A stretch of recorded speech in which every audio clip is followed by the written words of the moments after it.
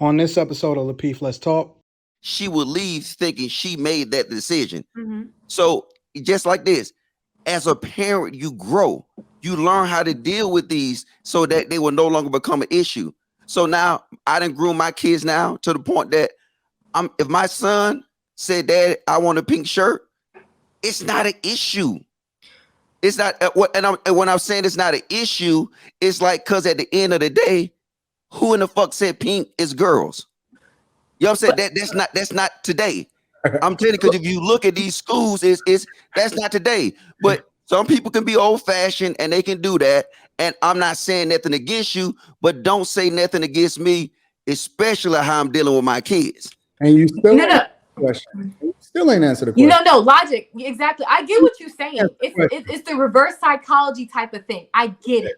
But after, let's say that doesn't work out. Throw us all off and then start not answer the question. He still ain't gonna answer the question.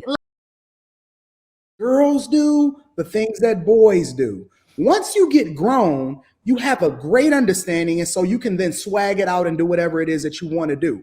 But when they're children, when they're 6 years old, bro, you're literally, that's the time that you can shape them the most. That's why people say I don't really want to even deal with grown-ups. I want to deal with children, because you can catch them when they're young, and you can shape them into being whatever it is that you want them to be. You can swag it out all you want once you get grown. But when you're a child, we have to put the very basic lessons in them. And that's why I don't know. I live by the Bible. And the thing it says is, you really want to put it into them young, and they'll never depart from that thing.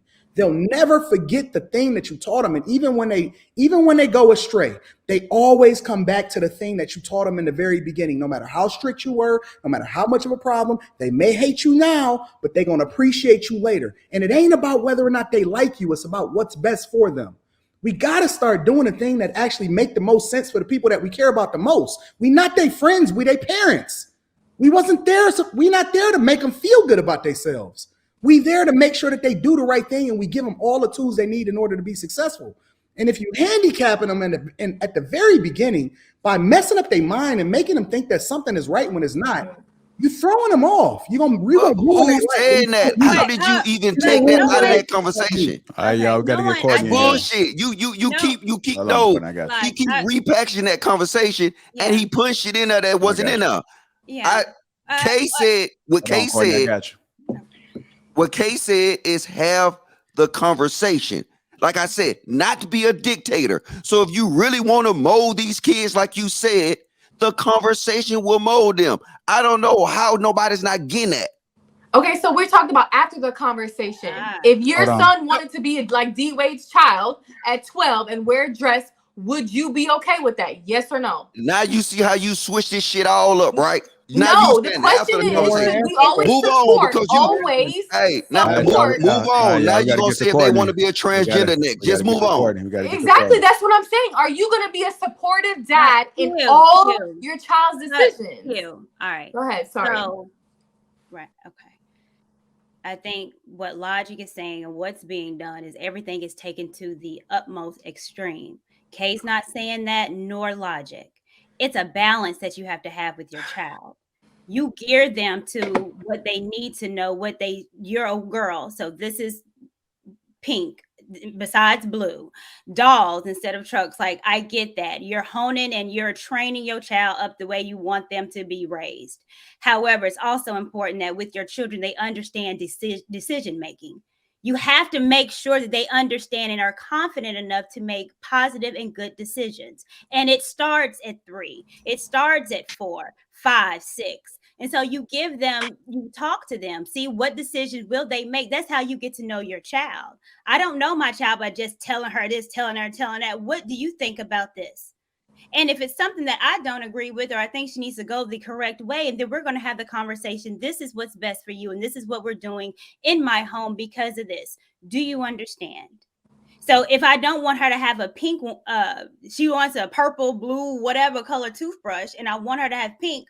Why do you want to have pink? Why do you want to have blue? Why do you want to have purple?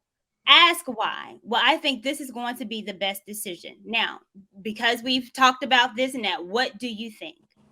They have to be confident enough to make decisions on their own. We're raising children, but we're raising them to be adults. And it's too many adults out in these streets that don't make good decisions. They do dumb shit, 40, 50-year-old, not knowing what's good or what's bad because they've never had to make these decisions. It's a balance. It's not this so extreme. None of the toothbrush is going to turn into a dress. Like, I get it. I'm sure Logic don't want his child wearing a dress, his son wearing a dress.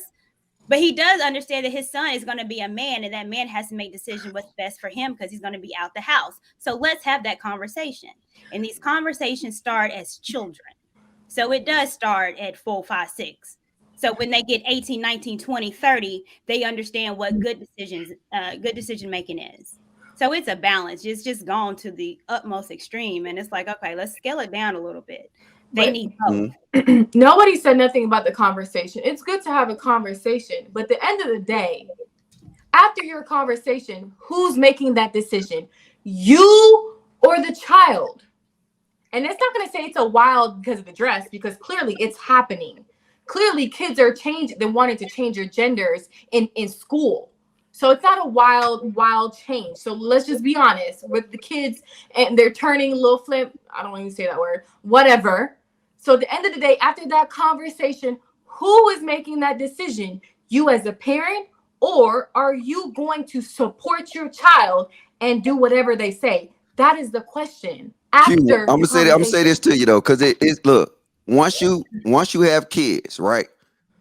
And no, I'm not, and it's not shade. I'm saying once you have a kid. Can you answer my question though? No, listen, hold up, just wait. Once you have a kid, you will know that kid. Mm-hmm. You will have this innate ability to sit here and guide them through a conversation and let them be involved.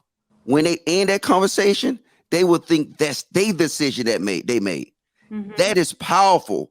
And then it took me a while to get to that point. But once I got to that point, especially with my daughter, I got to that point that I can have a conversation with her about just shit I be want to know. And then at the end of the conversation, she will leave thinking she made that decision. Mm-hmm. So just like this, as a parent, you grow. You learn how to deal with these so that they will no longer become an issue.